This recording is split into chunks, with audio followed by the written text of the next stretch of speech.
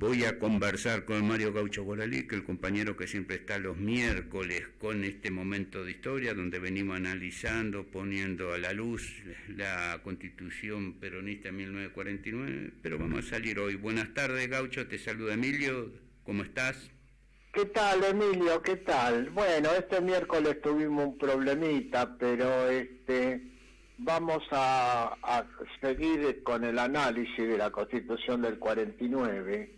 Hoy vamos a tratar algunos artículos, así ya en el próximo entramos a todos los derechos que consagra la Constitución, que es uno de los aspectos nodales de la misma. Pero hay algunas cosas que conviene intercambiar ideas antes, ¿no? Mira, el artículo 27 decía: en la nación argentina no hay esclavos. Los que de cualquier modo se introduzcan quedan libres por el solo hecho de pisar el territorio de la República. Esto es una repetición de la del 53, con pequeñas variantes, porque había habido, no hay esclavos, decía la anterior, los pocos que quedan en libertad, pero cuando venían, suponete, de regímenes esclavistas, una persona esclavizada, sometida a la esclavitud, tenía que pedir su liberación. Claro. Después los tribunales lo liberaban. Pero Entonces, seguía siendo esclavo hasta que no fuera reconocido por ley. Pero de hecho, después de la 53, de 1853, Gaucho siguió existiendo hasta 1863 residuos de la esclavitud. sí, tenían varios temas. Por empezar, los ancianos que habían vivido esclavizados toda la vida, era un castigo la libertad, porque no podían trabajar, no existía jubilación, no existía nada, y los antiguos dueños no se hacían cargo. Claro. Había problemas específicos. Vos tenés un gran amigo que conoce eso, que es la familia La Madrid. Ahí va. Sí. Que adoptaban también el nombre de sus dueños, el apellido, sí. Existían esos problemas, y después existía el problema de la costumbre. Exacto. O sea, la persona que había vivido esclavizada toda la vida, viste, como eso de que no tenía herramientas para manejarse con libertad, era como un castigo, viste. No en todos los casos, no generalicemos, pero 10, 15 años después de la jura a la Constitución seguía habiendo casos de esclavitud. Bueno, esto perfecciona esa idea y dice: por el solo hecho de pisar la tierra argentina, ya te transformaste en libre, aunque vengas en tránsito. Venía un barco con esclavos, hacía escala en el puerto. Bueno, el mero hecho de eso ya lo transformaba en persona libre. Bueno, después hay un artículo que conviene, vamos a ver, es medio largo, vamos a ver si podemos comentarlo, que es el 29, dice: ningún habitante de la nación puede ser penado sin juicio previo fundado en ley anterior al hecho del proceso, ni juzgado por comisiones especiales, o sacado de los jueces designados antes del hecho de la causa. Siempre se aplicará, y aún con efecto retroactivo, la ley penal permanente más favorable al imputado. Bueno, esto es una categoría del derecho moderno que es la ley más benigna. O sea, si un delito se castiga con 4 años de prisión al momento de cometerse, y después se reforma la ley y dice: bueno, de aquí en adelante 10 años. Se aplica la ley más benigna, ¿viste? Como había, digamos, debate, se llevó a rango constitucional el principio de la ley más benigna. Después, bueno, hay una categoría que lo dice expresamente, que queda abolido para siempre la pena de muerte por causas políticas, toda especie de tormento y los azotes. Si fue necesario ponerlo a nivel constitucional, es porque evidentemente el peligro existía. Claro, claro. Y existió, todos hemos asistido a torturas de hecho, aunque en la Constitución, en esta y también en la del 53, esté prohibido los azotes y las torturas, ¿no? Sí, sí, igual que los fusilamientos, asesinatos por razones políticas, lo vivimos después del derrocamiento del gobierno peronista en el 76. Bueno, hay una historia con eso, ¿no? Larga de padecimientos.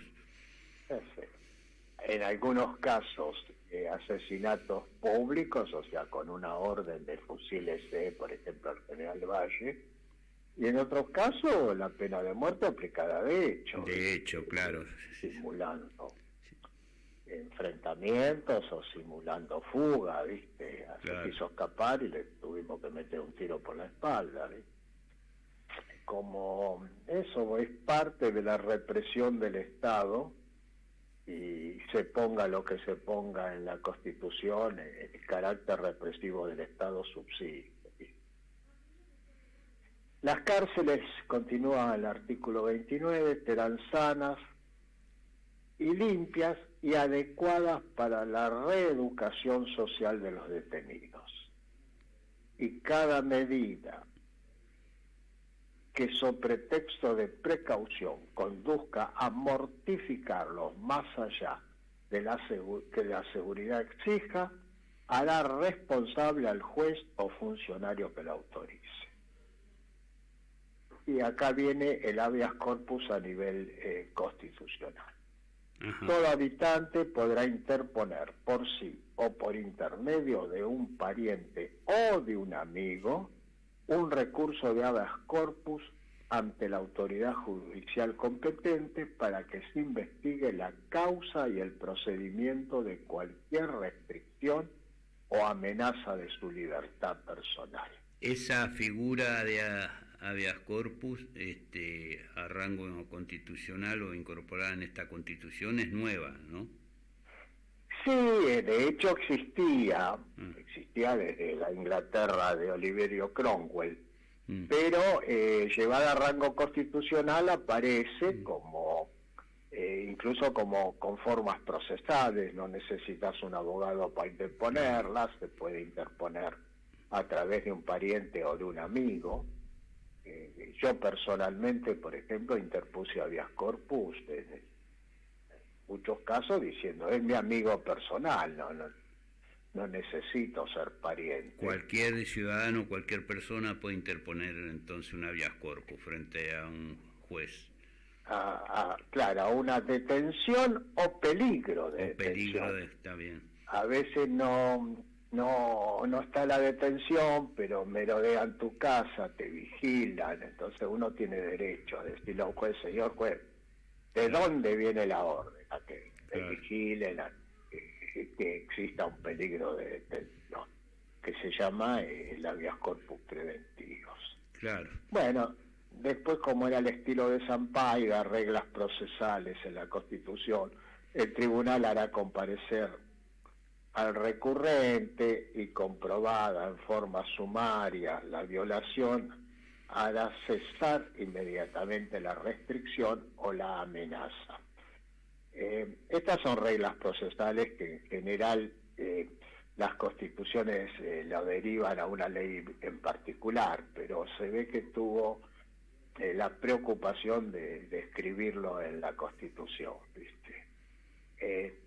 Porque eso de hará comparecer al denunciante y verificará en forma sumaria si los hechos... Esos detalles son procedimientos que deben estar en una ley, ¿no? Exactamente, pero bueno, por algo lo llevaron a rango constitucional, ¿no? Bueno, después el 30 sigue las acciones privadas son reservadas a los hombres, solo juzgadas por Dios y exenta de la autoridad de los magistrados. Sigue la filosofía de la Constitución.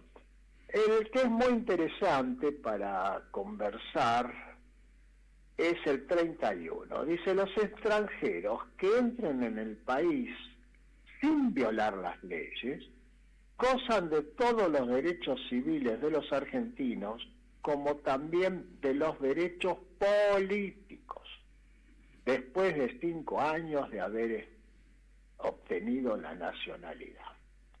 Claro. A su pedido, podrán naturalizarse si han residido 2 años continuos en el territorio de la nación y adquirirán, esto es muy interesante, automáticamente, insisto, automáticamente, la nacionalidad transcurridos 5 años continuos de residencia, salvo expresa manifestación en contrario. Esta es una idea de que, sobre todo en ese momento histórico, que la inmigración era muy grande, de que la nacionalidad no es solo el lugar de nacimiento. El que viene al país, vive 5 años, automáticamente tiene los derechos de un argentino y los derechos políticos del que nació en el territorio. Salvo que diga, no, yo quiero seguir siendo español, claro. siendo italiano, etcétera, etcétera. No es el principio de territorial, o como tienen los europeos, sigan teniendo el principio de sangre, ¿no? Para claro, adoptar o adquirir la nacionalidad.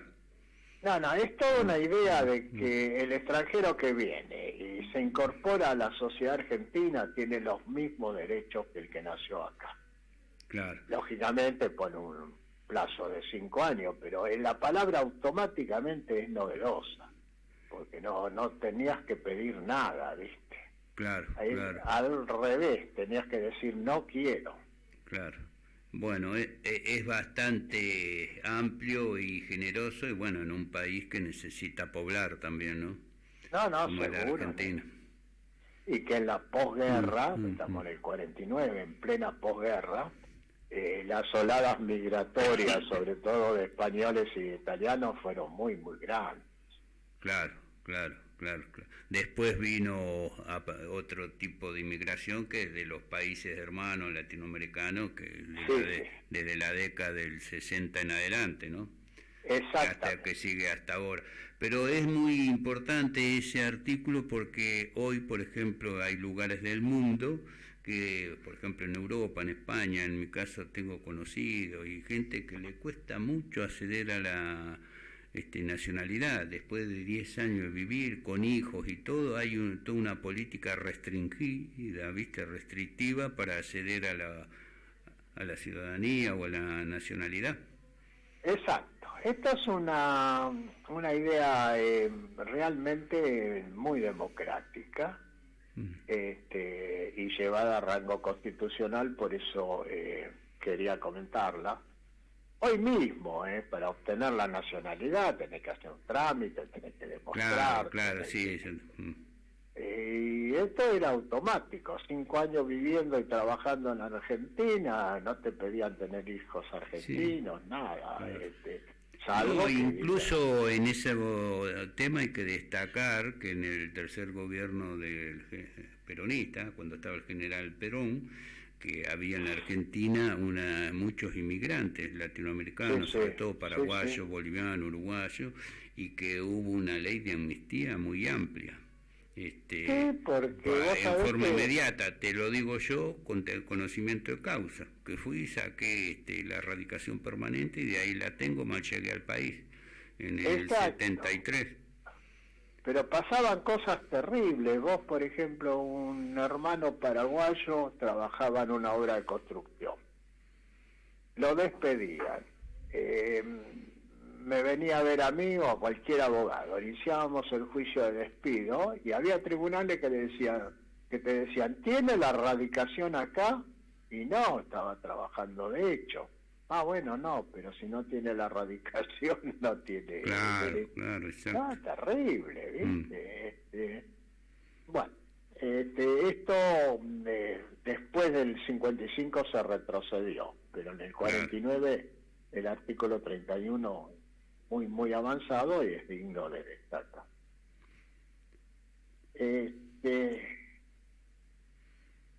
Bueno, 32.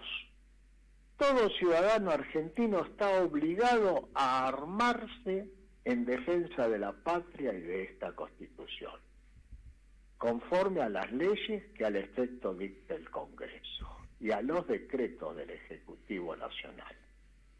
Nadie puede ejercer empleos y funciones públicas, civiles o militares si previamente no jura su fidelidad a la patria y acatar esta Constitución. Acá se repite en parte la anterior, de obligado a armarse en defensa de la patria, una vieja idea de San Martín, que cuando la patria está en peligro está todo permitido, excepto no defenderla. Claro, que eso se tradujo en una ley después en el servicio militar obligatorio también. También. Y una segunda parte que me parece a mí... esa no es tan generosa ni benévola. No es tan generosa que tenés que jurar fidelidad a la Constitución y a la patria para acceder a un empleo público. Esto lo único que hacen este tipo de normas es ponerte a las capas medias y a un sector de la población en contra. Claro, sí, pues yo recuerdo, te nombraban maestro en un pueblo y tenías que jurar el acatamiento a la Constitución y las maestras se ponían mal, algunas juraban encantadas. No, y en los empleos también, los empleos del Estado. Conozco casos, ¿no? Tenía un suegro mío que la padeció eso. Sí. Bueno, vamos a seguir porque después se nos van los tiempos. Sí. Bueno, el 34, que es el que quiero comentar, porque tiene las dos cosas muy buenas y cosas muy discutibles. Dice, en caso de conmoción interior o de ataque exterior que ponga en peligro el ejercicio de esta Constitución y de las autoridades creadas por ella, se decretará el estado de sitio en la provincia o territorio en donde exista la perturbación del orden, quedando suspendidas las garantías constitucionales. Pero durante esta suspensión no podrá el presidente de la República condenar por sí ni aplicar penas. Su poder se limitará en tal caso... Hola. En tal caso al arresto, espera que en tal caso, estoy en el 34, al arresto o traslado de un punto a otro de la nación, si ellas no prefirieran salir del territorio argentino. Acá reaparece un tema que después en la dictadura de Onganía y de Lanusse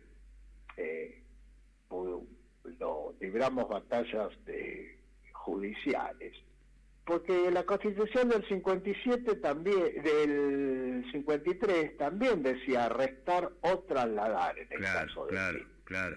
Y bueno, yo defendí casos como el de Enrique Rusconi o el de Norma Nassif, que por ejemplo lo arrestaron en La Plata y lo trasladaron al sur. Sí. Y a Norma Nassif la arrestaron en Tucumán y la trasladaron acá a Buenos Aires a la cárcel de Devoto. Sí, te digo que eso se usó en el 75 y previo a la dictadura con muchos casos, porque estaba esa figura a disposición del Poder Ejecutivo Nacional. Claro.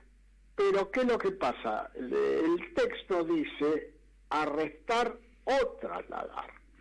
La conjunción o es una cosa u otra, arrestar o trasladar. Si te arrestan y te trasladan, que es otra conjunción, se están extralimitando, porque la Constitución autoriza a arrestar o a trasladar. Claro. Entonces, yo pues te imaginas el éxito que podía tener en tribunales esta tesis. Pero les planteábamos, no señor, si me arrestaron en La Plata, me tienen que tener arrestado en La Plata. En el caso de Rusconi era importante porque su compañera estaba embarazada, claro, tenía su familia en La Plata, pero acá me arrestaron y me trasladaron. Claro, eso la Constitución no autoriza. No. Bien.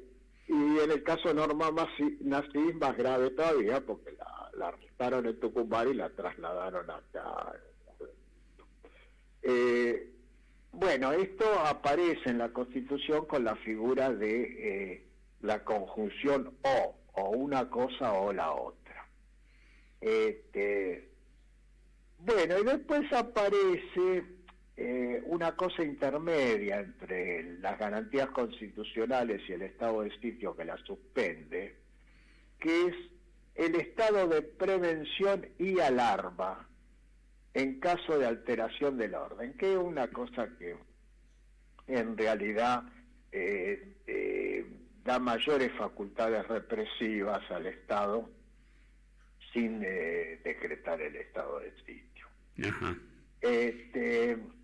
Bueno, son aspectos que no ayudan, porque en realidad, qué sé yo, viene desde Mitre. Vos sabés que el estado de sitio se inaugura con Mitre, y que detuvo a opositores a la guerra en la ciudad de Buenos Aires.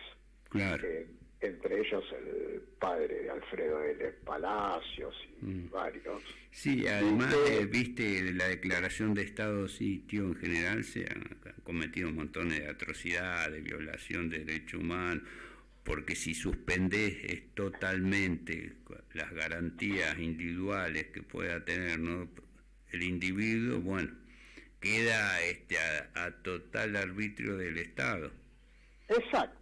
Y es lo que les dijo Navarro Viola, que era un abogado brillante de aquella época, de la época de Mitre, que lo detienen y lo meten en un barco en la Carbonera. Dice, pero ¿es caso de peligro de ataque exterior o de conmoción interior? La guerra se está librando a miles de kilómetros de Buenos Aires. Yo estoy en contra de esta guerra, pero en Buenos Aires no hay ni conmoción interior ni ataque exterior. ¿Qué garantía tienen ustedes para detenerme a disposición del Poder Ejecutivo? Claro, claro. Y bueno, le dijeron que en realidad era una detención política porque él estaba en contra de la guerra, lo mismo que el padre de Palacio, claro, que se llamaba Aurelio Palacios.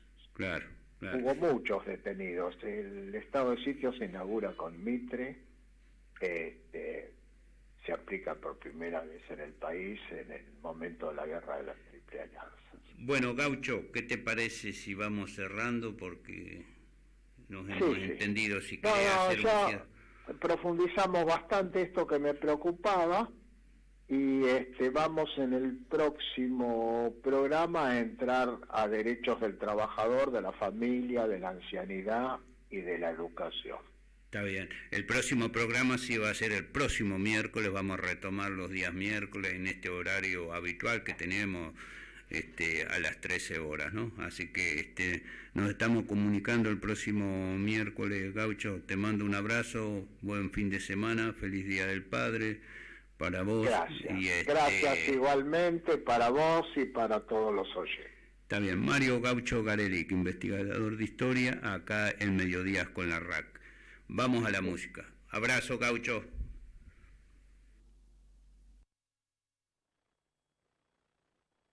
A todos los amables oyentes en esta mañana de su radio Inti Raymi.